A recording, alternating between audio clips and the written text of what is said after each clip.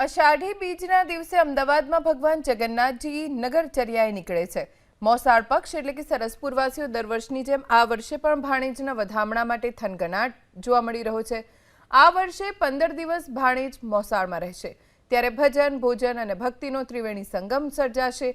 વિવિધ ભોજનનો રસથાળ ભાણેજને પીરસવામાં આવશે। કેરીનો મનોરથ, 56 ભોગ, મિક્સ ડ્રાયફ્રૂટનો મનોરથનો સમાવેશ થાય છે। જો કે આ વર્ષે મામેરાના યજમાન જાગૃતિબેન ત્રિવેદી બન્યા છે, ત્યારે મામેરામાં કોઈ પણ જાતની કચાશ ન રહે તેના માટે તકેદારી રખાશે। શોભાયાત્રાનું પણ આયોજન છે। જેઠ સુદ પૂનમના દિવસે જ્યારે ભાણેજ મોસાળમાં આવશે, ત્યારે વાજતે ગાજતે શોભાયાત્રા નીકળશે।